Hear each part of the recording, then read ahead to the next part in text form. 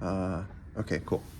Yeah, so last time, did we do? So the last thing we did was look at product chains, and using this, if you don't know about the eigenvalues of a product chain, we computed the eigenvalues of the lazy random walk on a hypercube, which is a very simple product chain. And then using that, we gave an upper bound for the mixing time, which was on the order of n squared, and I said, well, this is actually worse than what we had done before. So now I want to do something better. So for that, I'm going to need a lemma. Okay, so first let me just recall that for a function f from the state space to R, we can, we'll write like the L2 norm of f. This will be like the L2 norm with respect to the stationary distribution pi, so it'll be the sum over all states x of f of x squared pi of x all to the 1/2. Okay, and then the lemma says, okay, let P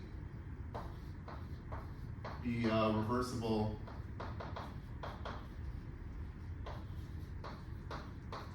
Markov chain with some eigenvalues, and if it's reversible, then the eigenvalues are real. So we can write them as like lambda 1 is 1, and then that's bigger than lambda 2, and then they're weakly decreasing down to lambda sub the size of the state space. That's at least -1.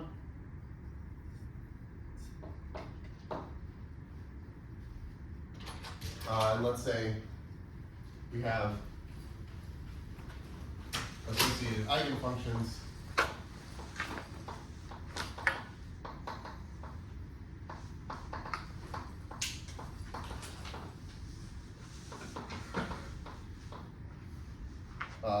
f1 through f sub the size of the state space. So f sub j is an eigenfunction with eigenvalue lambda j.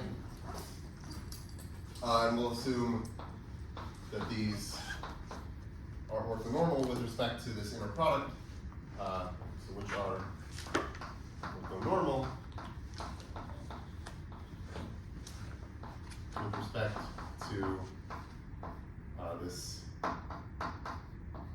inner product that depends on pi.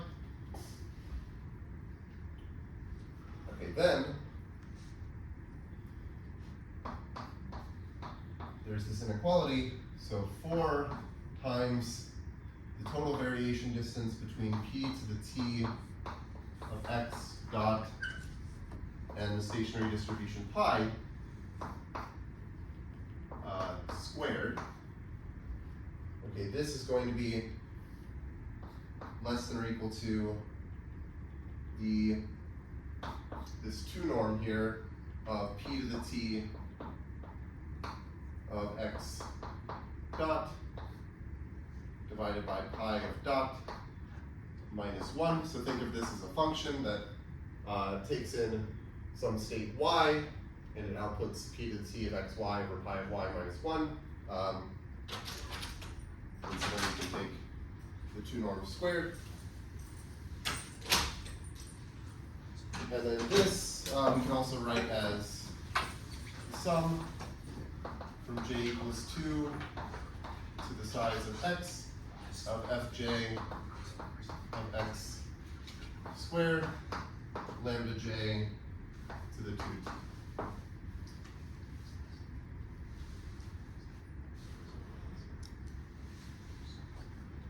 Okay, so this is what we'll try to prove. Let me first make a definition, and then I'll state a special case of this. So a Markov chain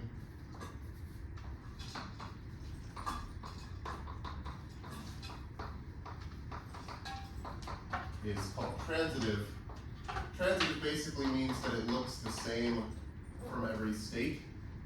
So if you think of like a random walk on a group, this will look sort of the same from every state, like a shuffle on SN, for example. So a Markov chain is transitive if for all states x and y, there exists a bijection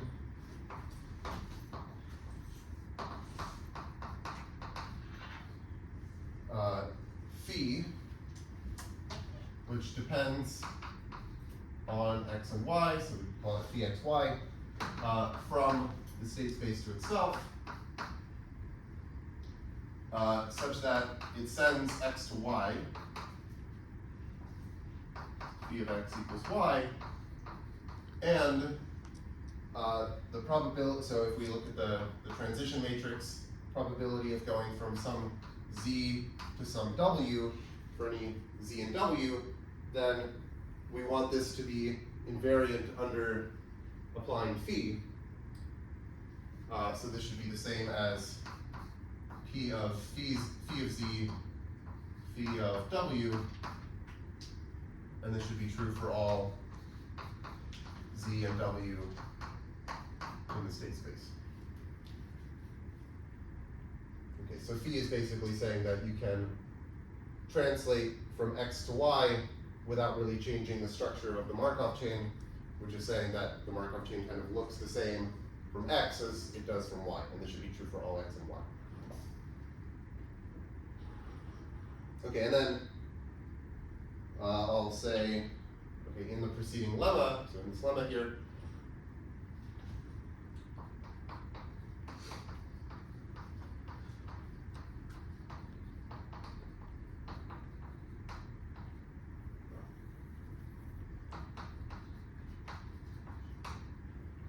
if the Markov chain is transitive,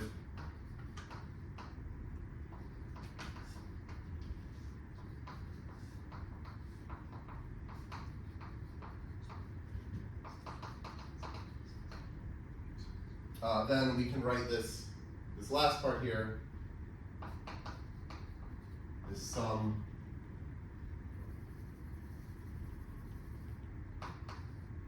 from j equals 2 to the size of the state space of fj of x squared lambda j to the 2t.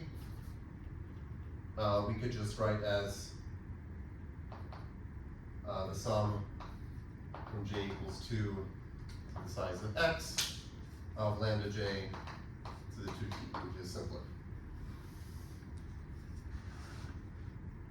Okay, so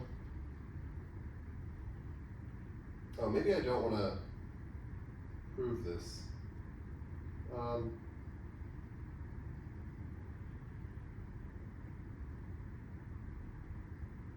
Yeah, I think I'm just gonna assert this and say that I don't want to go into the proof, but this is true. Okay, but I'll give an example of how to use this.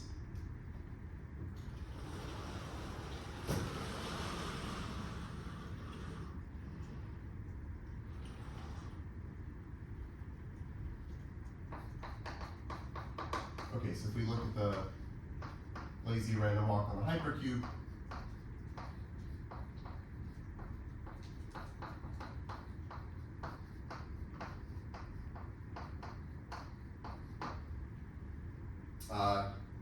then what this gives us is 4 times the total variation distance of p to the t of x comma dot minus the stationary distribution, which is uniform, total variation distance squared. This is less than or equal to, oh, okay, so we saw what the eigenvalues were last time. I said basically for every subset capital J of the set of integers from 1 to n, you get this eigenvalue lambda sub capital J, which is just 1 minus the size of capital J over n. So if I use this fact here, then I just want to take the sum from j equals 2 to the size of x. Well, okay, so basically this is, if I'm summing over all of these eigenvalues, I'm summing over all of the eigenvalues that are not 1. Okay, so maybe I should write down what the eigenvalues were, just so that it's written on the board. It was lambda sub capital J was 1 minus the size of j over n for j, a subset of bracket n. And here I'm summing over all the eigenvalues that are not 1, so I'm summing over all capital J that are not empty. And so if you just plug this in, this is going to be the sum from k equals 1, so k will be the size of the set, so n, and their n choose k subsets of size k, and each one gives us an eigenvalue of 1 minus k over n to the 2t, okay? And then we can bound this as the sum from k equals 1 to n of n choose k, and then e to the minus 2 t k over n.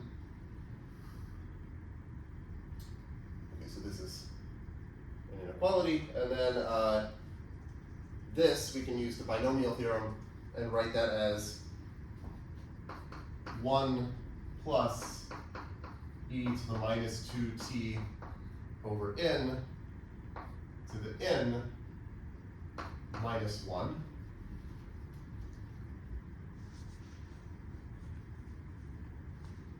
And then what I want to do is take a specific t. So if we take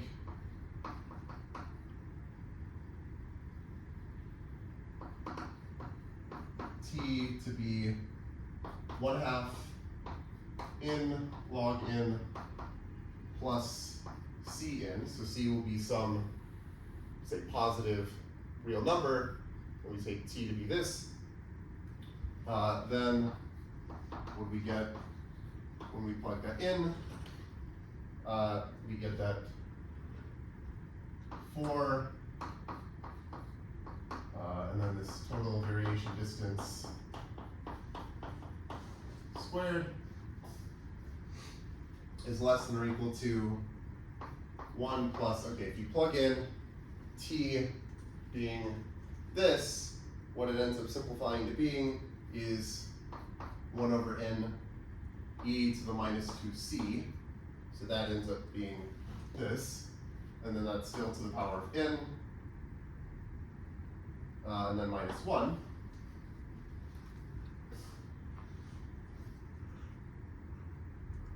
And this can be bounded by another expression, e to the e to the minus 2c.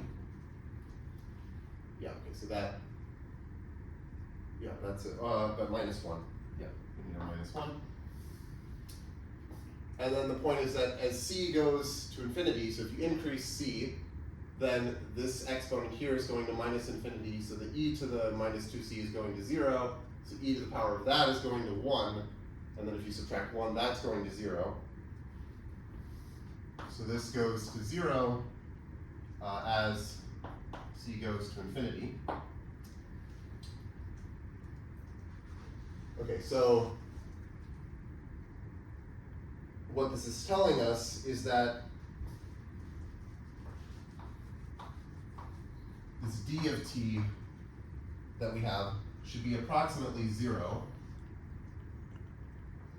if t is this 1/2 n log n plus cn when c is large, for c large.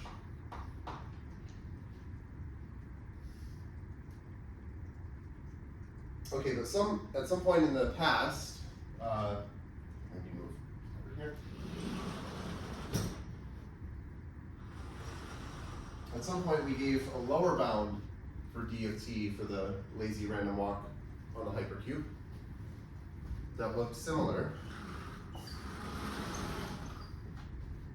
So we saw before that d of 1/2 in log n minus Cn, so minus instead of plus, we saw that this was at least 1 minus 8 e to the negative 2c times 1 plus little o of 1. And the point is that if c is big, but now we're subtracting Cn, if c is big, then this is close to 0, so the whole thing is close to 1. So d of t is, well, it's approximately 1 if t is 1/2 in log n minus Cn for c large.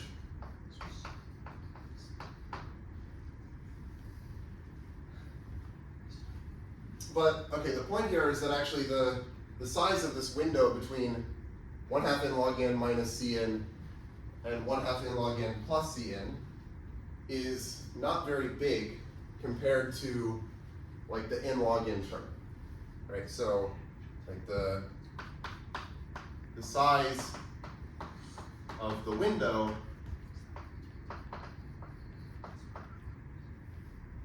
between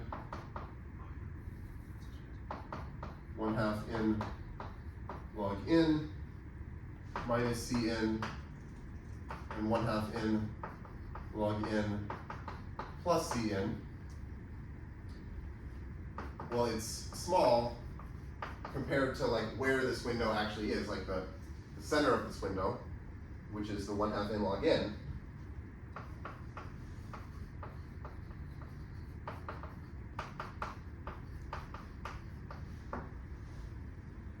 And so this is an example of something called the cutoff phenomenon.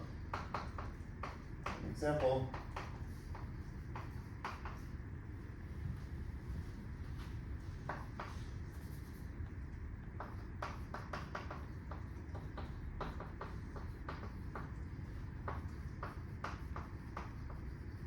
So the way you can think about the cutoff phenomenon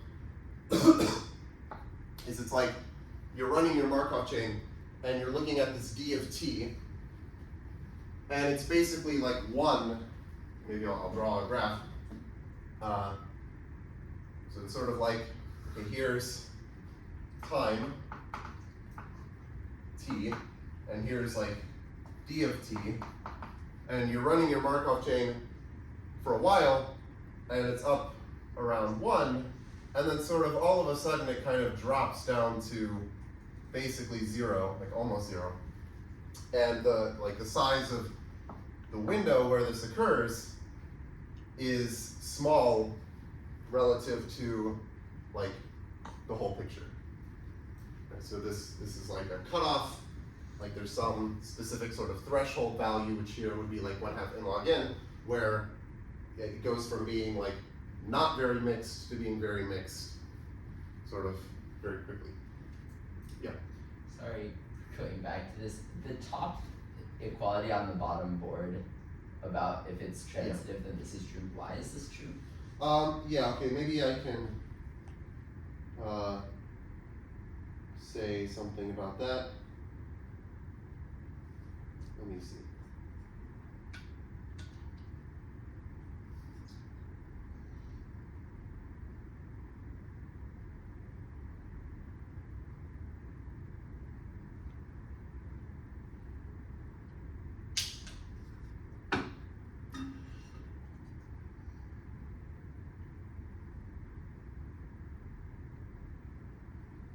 Okay, yeah, so maybe, okay, I'll do that.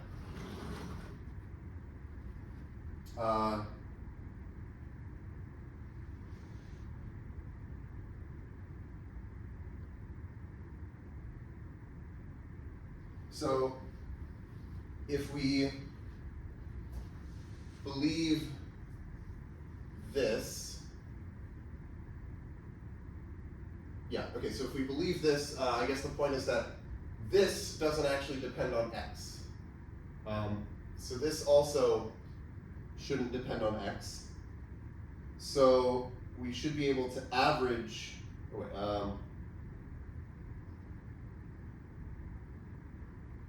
yeah, so okay, maybe I'll write it like this.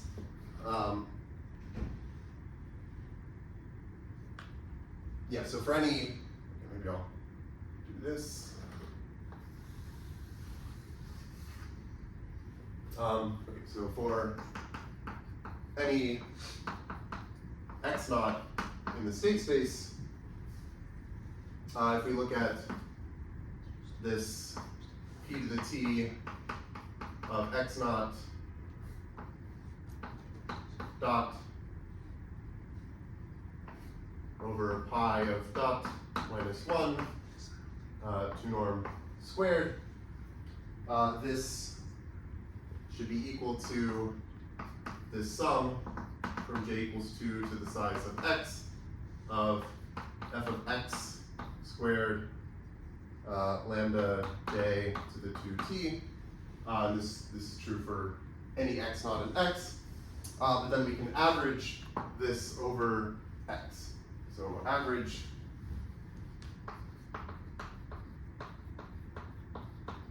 over x to get that this p to the t of x naught dot over pi of dot minus 1, like that. This should be the sum, yeah, so I want to take the sum from j equals 2 to the size of x of, now average this, so take the sum over x in x of f j of x squared pi of x, like that, and then lambda j to the 2t, so I'm like averaging this with respect to the stationary distribution pi. But then, oh, okay, yeah, the point is that we chose these fj's to be orthonormal, and this is just like the inner product of fj with itself in that inner product. So this should be 1, and so then, yeah, I think that, yeah, right. So this is 1 here, so we get this.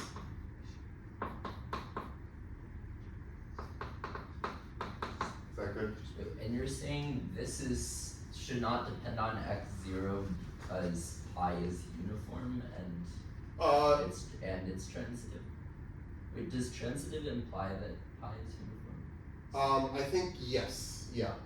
Because okay, if pi is uniform, then I agree that this should not depend on x. Yeah. So transitive should imply uniform. Just because I guess like this map phi will, like you have this bijection that sort of translates the stationary distribution at x to the stationary distribution at y. So any two states should have the same stationary probability. Good. Okay. Yeah, this is a good question.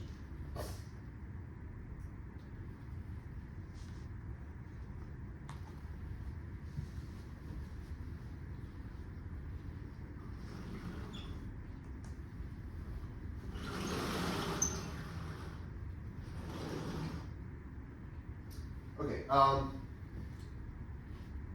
so another thing I want to talk about is getting bounds on the spectral gap by what I'll call contractions.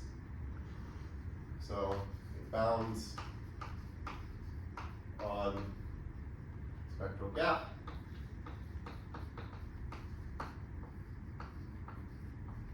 via contractions.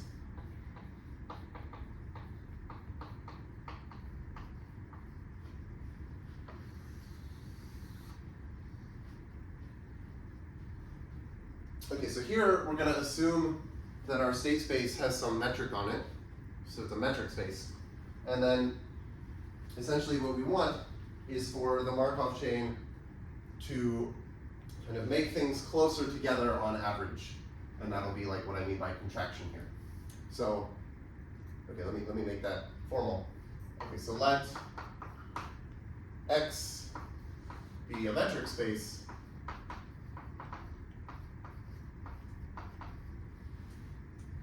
with some metric rho.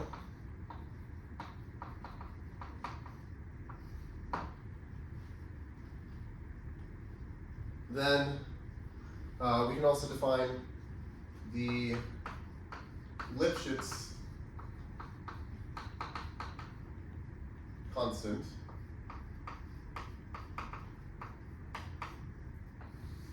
so this is just like the usual notion from analysis of a Lipschitz function, but I'm going to take the Lipschitz constant to be like how Lipschitz it is.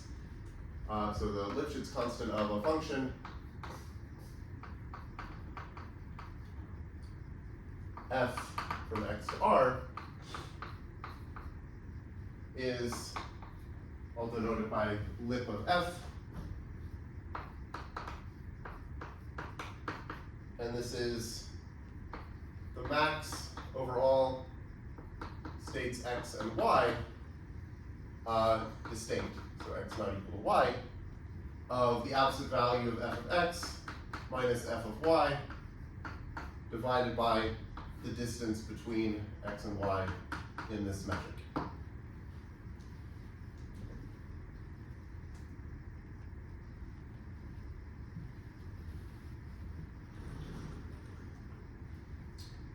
Okay, so the theorem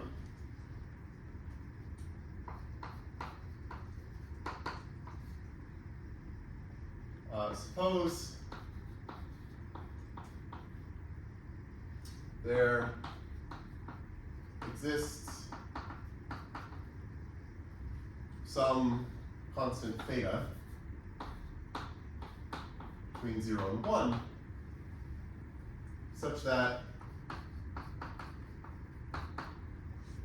for all states x and y,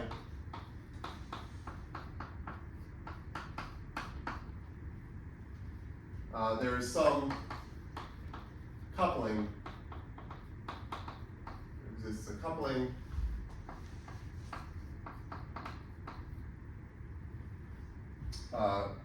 let's call it x1, y1 of these two probability measures, p of x dot and p of y dot.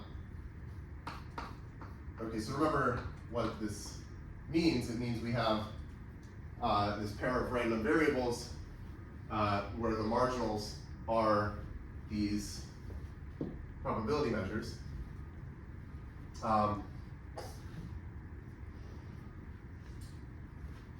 And then, okay, let's assume that this satisfies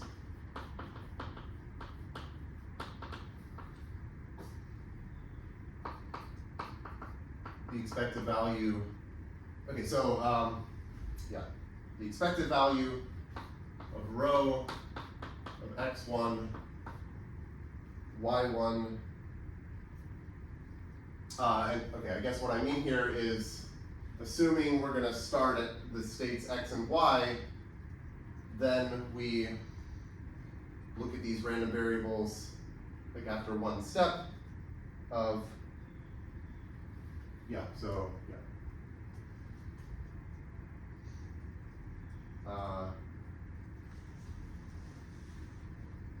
Yeah, okay, so the expected value given these x and y of these random variables should be less than or equal to theta rho of x, y. Okay, so that like when we apply the metric to these random variables, the expected value should be less than or equal to like some constant times the distance between x and y. Then the absolute spectral gap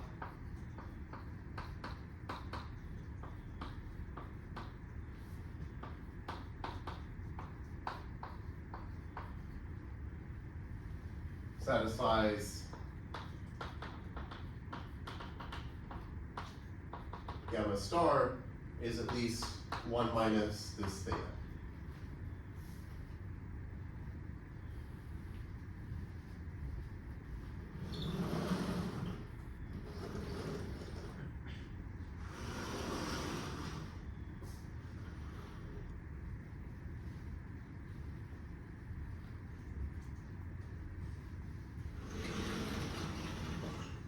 So the proof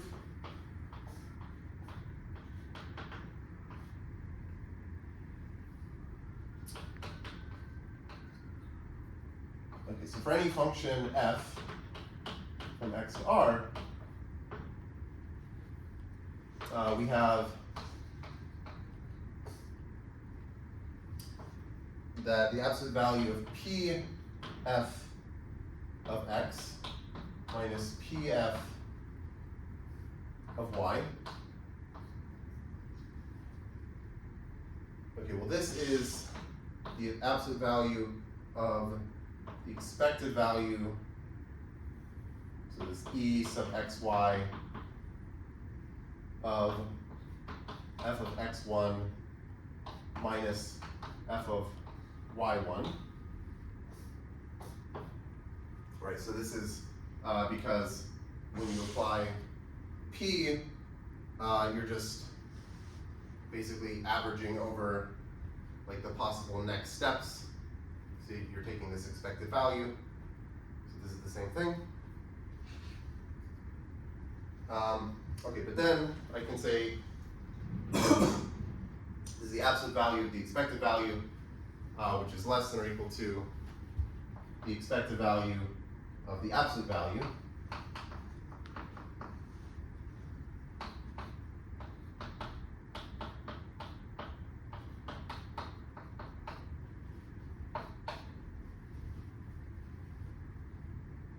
And then the absolute value of the difference between f of x1 and f of y1 is at most the Lipschitz constant times the distance between x1 and y1.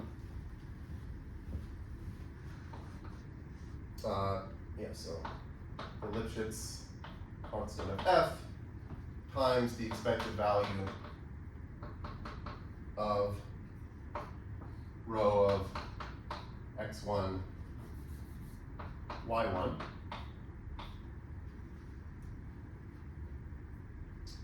But then we've assumed that we have this inequality with theta, so this is at most the Lipschitz, well, yeah, it's at most theta times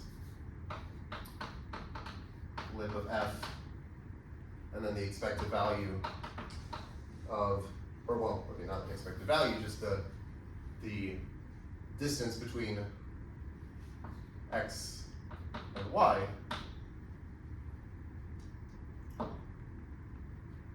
Okay, and what this is showing is that the Lipschitz constant of pf, right, so it's saying that the absolute value of pf of x minus pf of y divided by rho of xy is at most theta lip of f. So the Lipschitz constant of pf is at most theta times the Lipschitz constant of f.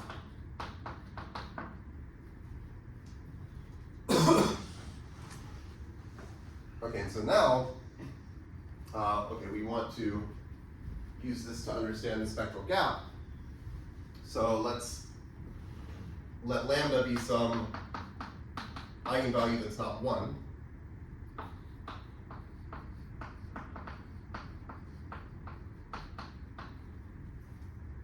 Of p,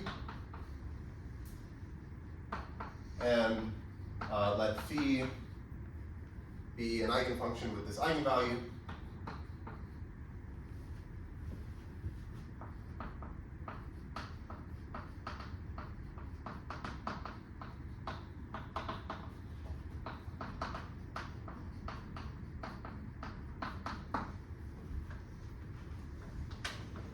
Okay, well then,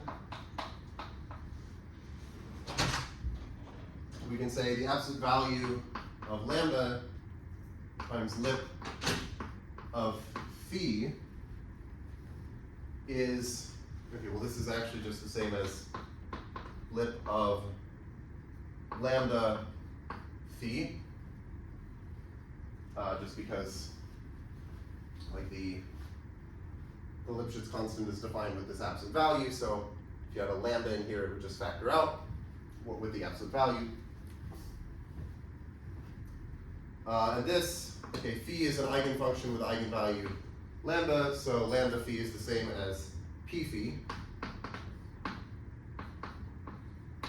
And lip of p phi, according to this, is less than or equal to theta lip of phi.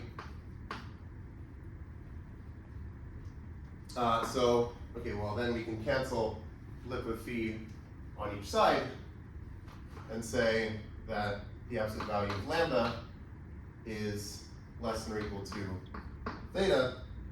But then this is true for every eigenvalue that's not 1. So if we look at the, so I'll just say as lambda was arbitrary,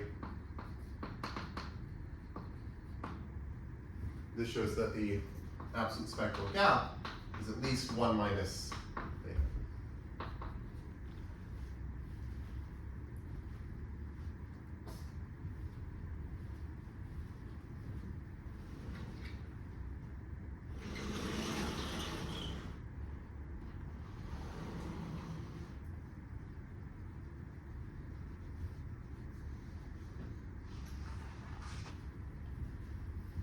Okay, so I'm going to do a long example.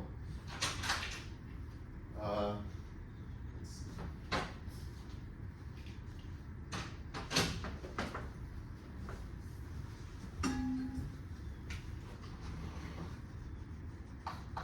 Okay, so here's the long example. We're going to let G be a graph with vertex set V and edge set E.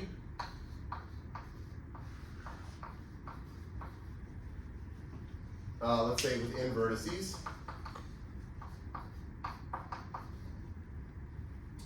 And let's say the maximum degree of the graph is delta.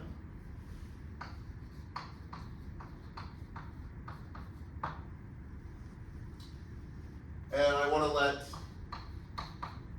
my state space X be the set of proper Q colorings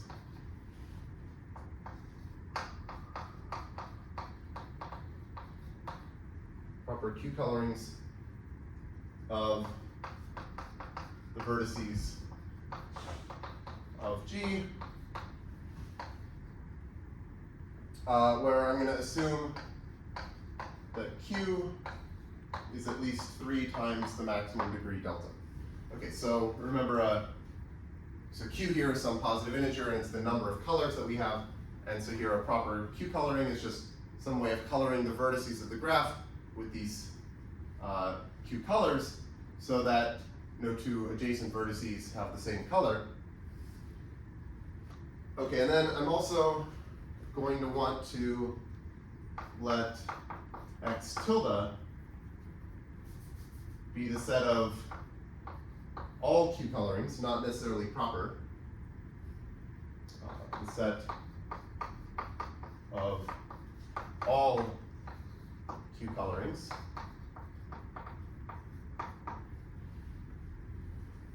And okay, so we had this Markov chain that I mentioned a while back, where basically, so your state space is this X, and at each point in time, you choose a vertex randomly, and you try to update the color of that vertex. So you choose a color uniformly at random, and then if you're allowed to change that vertex to that color, and allowed meaning that like this results in something that's still proper, then you do it, and otherwise you just do nothing.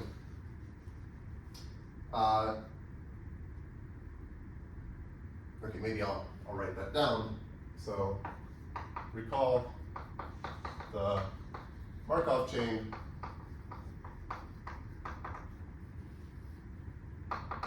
in which each step selects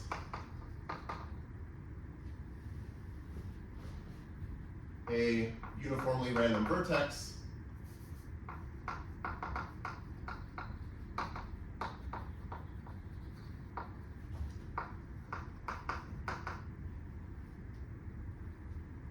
and colors it with a uniformly random color, but this is only if the new color is not already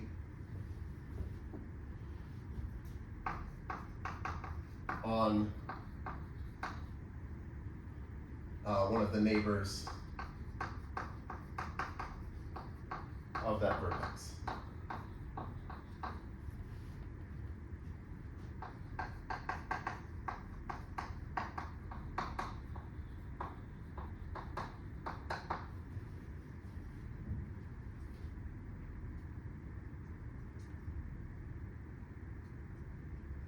Okay,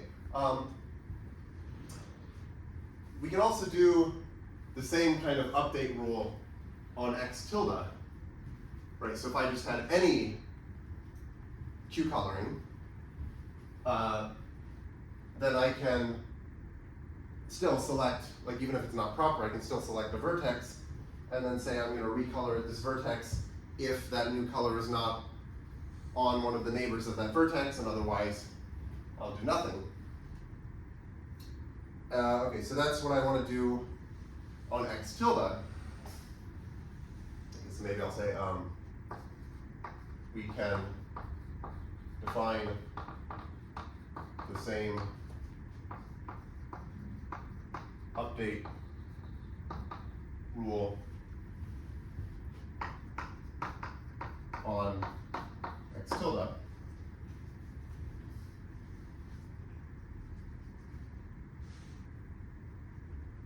Okay, so now what I want to do is define a grand coupling. Okay, so a grand coupling was like this coupling where instead of having like two copies of the Markov chain, I have one for each possible initial state. So define a grand coupling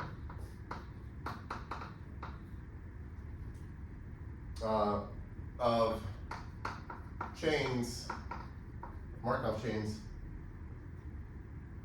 let's say x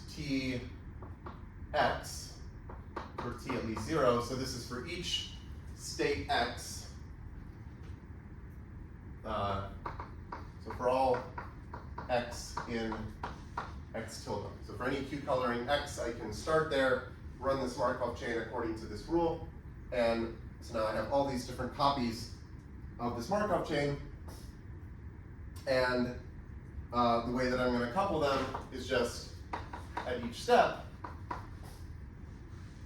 I choose the same vertex to try to update, and I choose the same color to try to update it with. So at each step, choose the same vertex and color to update.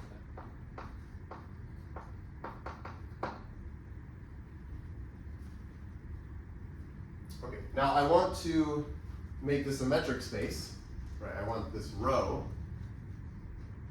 So I'm going to say for xy in x tilde, let's just define row of xy. So these are two Q colorings, let's just define it to be the number of vertices where they differ. The number of vertices where the colorings x and y disagree.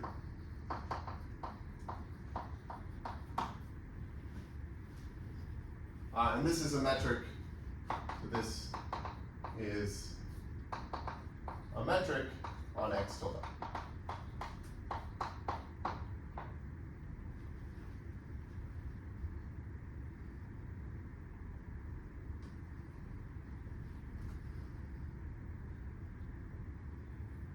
Okay, so what I want to do is consider what happens if I start with two states, x and y, so two colorings, that differ in just one vertex.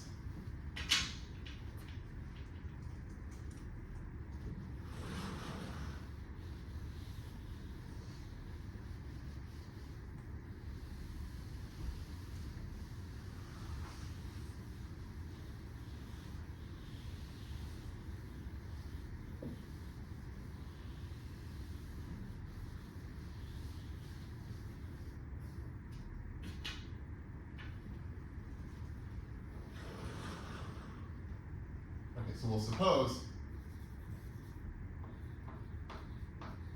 that we have these states, these colorings, x and y, that differ in exactly one vertex. So row of x, y is 1. And I want to let n be the set of colors occupying the neighbors. Oh, maybe I should say, let's give a name to the vertex where they disagree. So x and y disagree at some vertex v naught. And I want n to be the set of colors occupying the neighbors of v naught in x, which is also the set of colors occupying the neighbors of v naught in y. The neighbors of v naught in x, but then also in y. And I want to consider the distance between x1x and x1y. So, okay, what are these? Well, x1x is like if you start at x and you do one step of the Markov chain, then you're here, and here this is if you start at y and you do one step of the Markov chain. Okay, so let's consider this distance between these two states if we started with x and y where they differ in one vertex. Okay, well there are different cases for what could have happened when we did this update. Like when we do the update, because we're coupling them, we chose the same vertex to update and we chose the same color.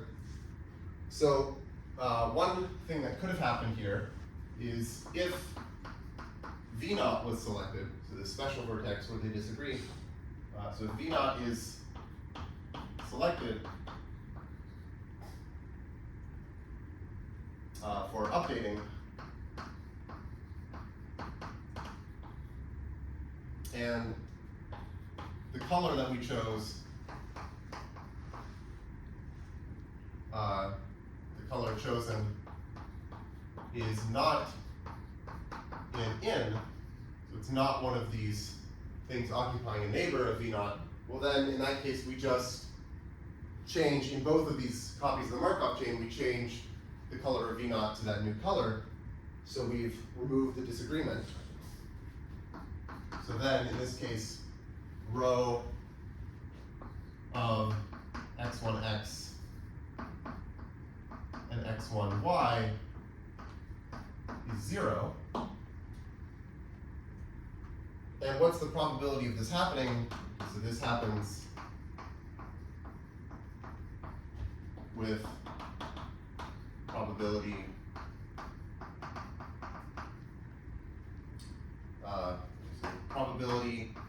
I should say this is the only way that you can get this distance between these two states to be 0. Like you have to choose v naught, you have to choose some color that's not an N.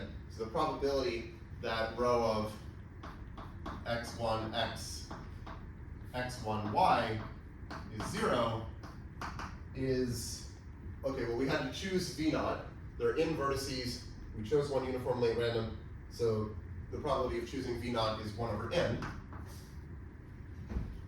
And then we had to choose one of the colors that's not in capital N. So the number of ways to do that is q minus, so q is the number of colors, so q minus the size of capital N divided by the total number of colors q. And this we can bound from below by saying that, well, the size of capital N is at most delta. Delta is the maximum degree in the graph. So this is at least q minus delta over q.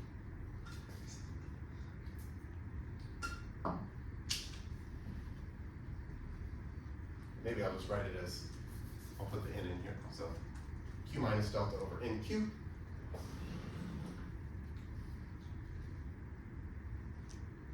Okay, also, we know that, okay, no matter what this is, it's at most 2. Like, you can't introduce more than one disagreement in this, in an update of this Markov chain. So, we have that row of x1x, x1y is at most 2.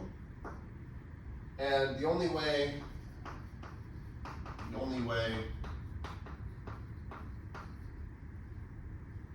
equality could hold, meaning that it could be equal to 2, equality could hold is if a neighbor of v naught is selected when we do the update.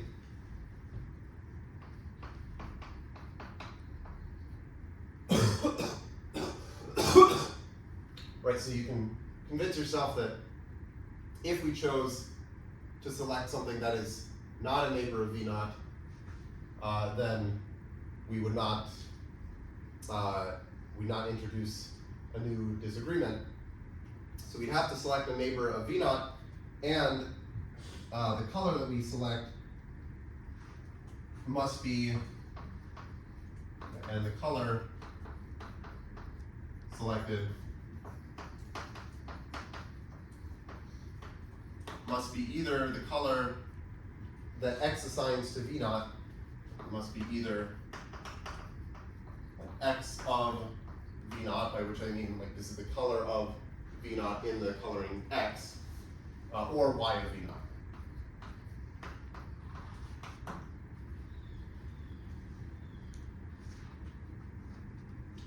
So the probability of this happening is the probability that row of x1x, x1y is 2 is at most, well, the probability of choosing a neighbor of v naught is at most delta over n, because that's the largest that the degree of v naught could be, okay, divided by n, and then 2 over q would be an upper bound, yeah, for this probability of choosing those.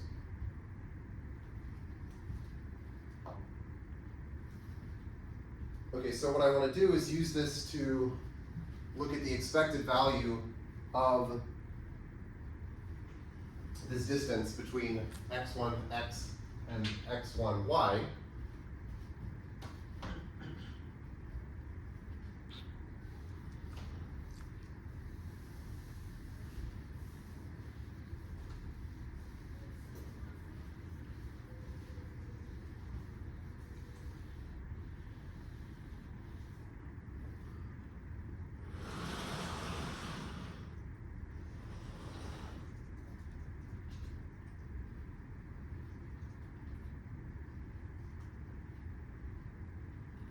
Okay, so let's actually write it as the expected value of rho of x1x, x1y minus 1. So the probability that, okay, when I subtract 1, the probability that this is 1 is at most this delta over n times 2 over q.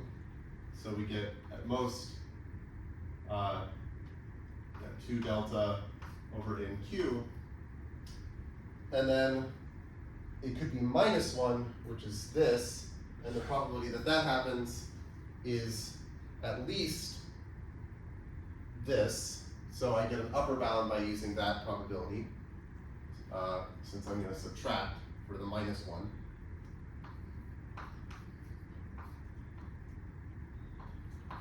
Right, so this is just like 1 times the probability that this is 1, and then negative 1 times the probability that it's negative 1, and then like 0 times the probability that it's 0, but we don't, that's just 0. Okay, and then what is this? This is 3 delta minus q. Well, maybe I'll write it as like negative q minus 3 delta over nq. And this is why we were assuming that q is bigger than 3 delta. Where did I write that? Maybe, okay, actually, I think I'm going to assume that it's greater than 3 delta, or I'll say it's at least 3 delta plus 1. Yeah.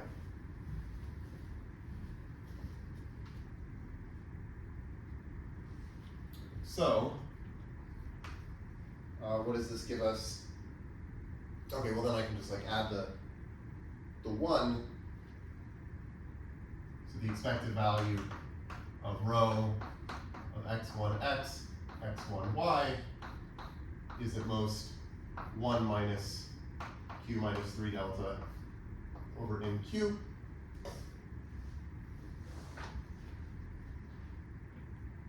And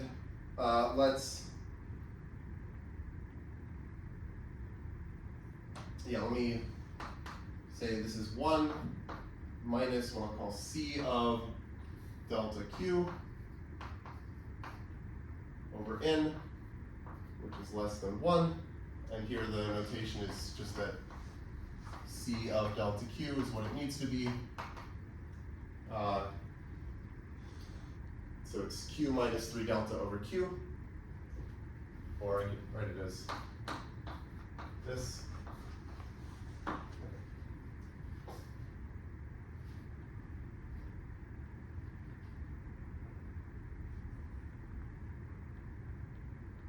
See if I can get through. It's a long example. Yeah.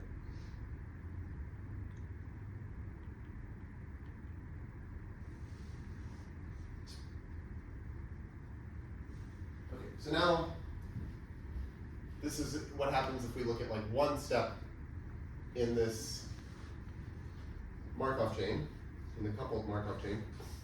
So now suppose instead that the distance between x and y is some number r. Okay, well, this is sort of where it's important that we use x tilde, which is the set of all colorings, because we have these two colorings that differ in our positions, and if we're just considering all of the colorings, then we can find a chain of, like a sequence of colorings that connects x to y, where we just differ by 1 at each step. So we can find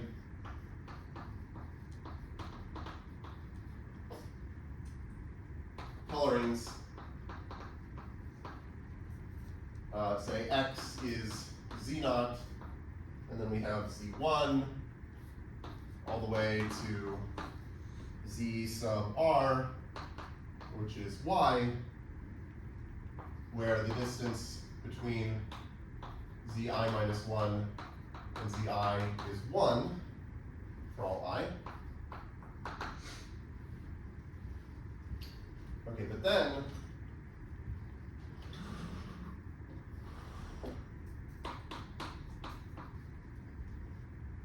the expected value of rho of x1, x, x1, y.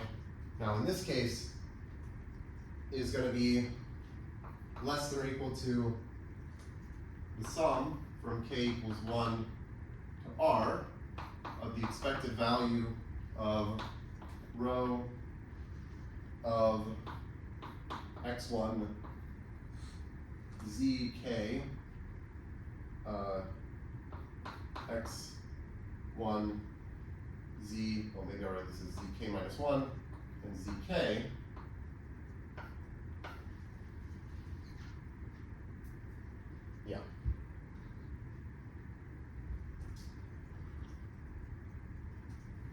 But then these, we can use this fact that we have here about the case where x and y differed by one vertex.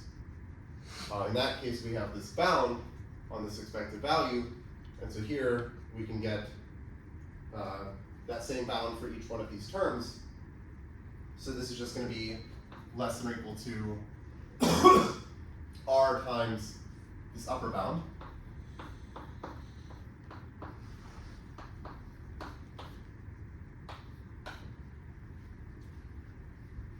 And r is the distance between x and y.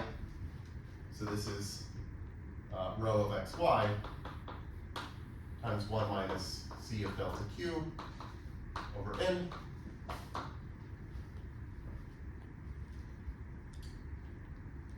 Okay. Now,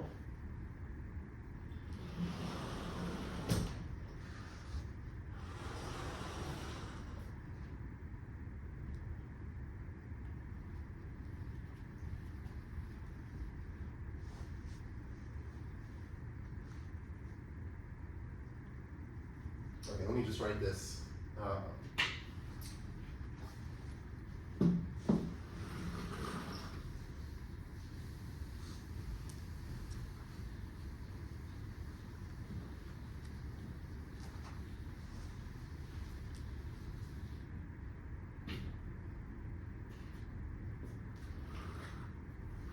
So the expected value of rho of xt x and xt y. Okay, let's say given that x t minus 1x is some specific state that we can call xt minus 1. So we pick some xt minus 1, we say the expected value of this distance given that xt minus 1 x is this state and xt minus 1 y is some other state that we can call yt minus 1.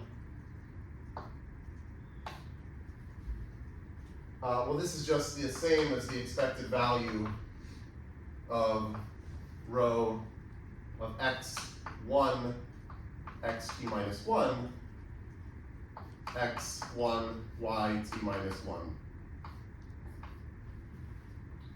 Right, this is just like here we're doing one step of the Markov chain from t minus 1 to t, but that's like the same as doing one step of the Markov chain from t equals 0 to 1 if we started at these states.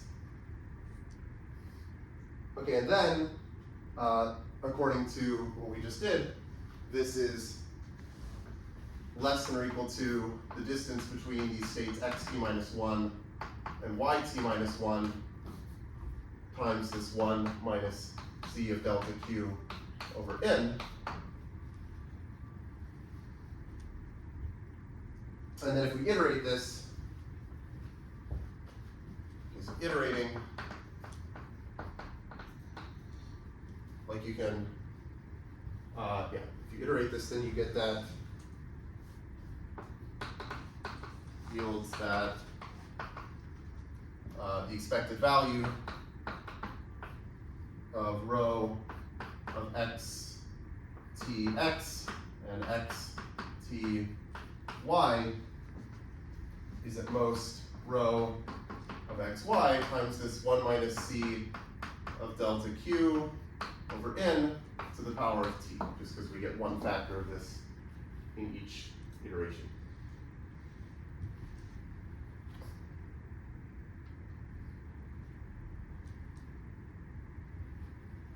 Okay, now by Markov's inequality,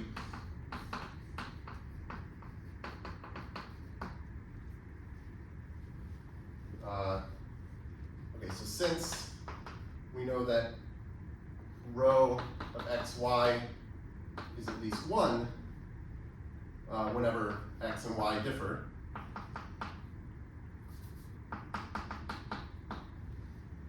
we have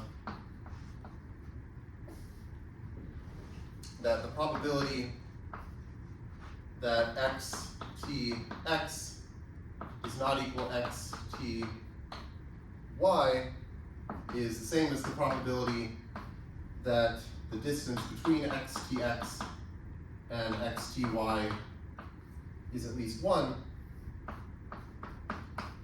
And Markov's inequality says that this is less than or equal to the expected value of this rho of xt x xty. So it's less than or equal to this, which is less than or equal to what we just said.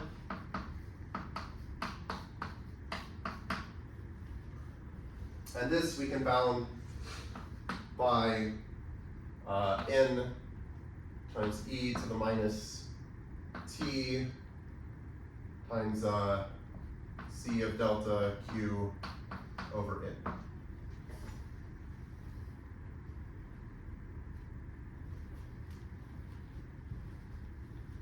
Okay, actually I'm almost done with the example.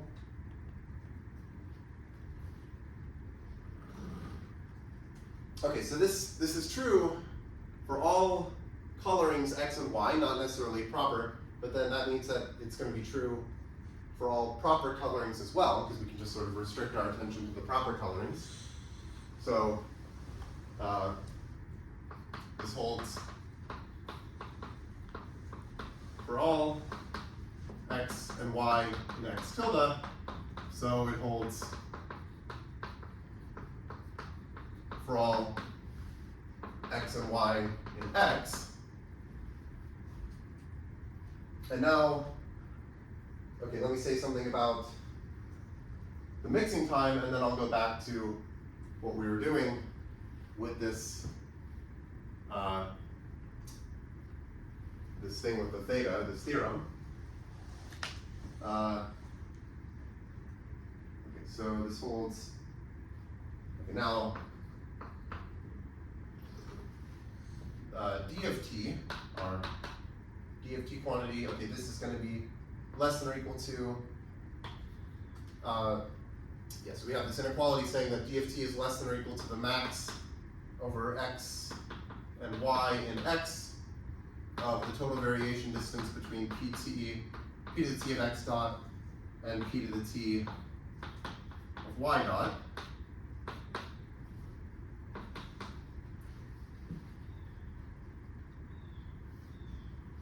And this, we said, was less than or equal to the max.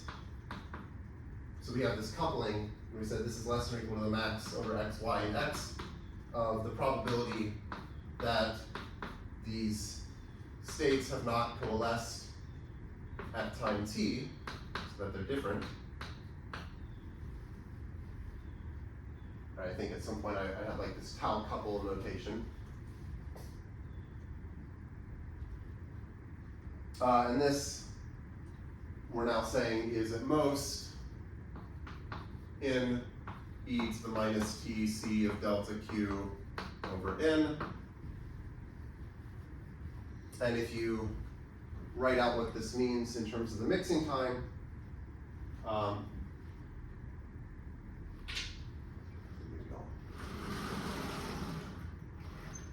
okay, maybe I'll write it here.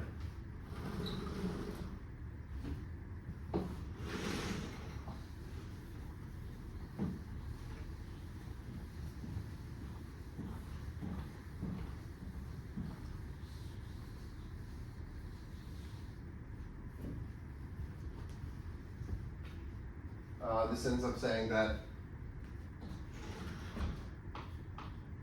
T mix of epsilon is at most the ceiling of n log n over C of delta Q plus log of 1 over epsilon.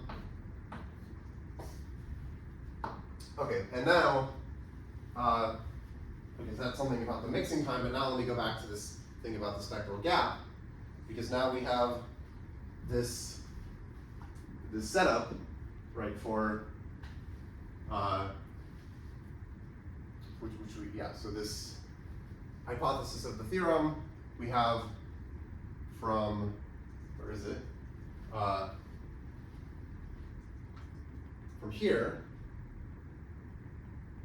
with rho being this 1 minus C of delta Q over N. Okay, so since, I'll just write this, since the expected value of rho of x1x, x1y is at most rho of xy times this 1 minus C of delta Q over N, we can apply this theorem to say that the absolute spectral gap gamma star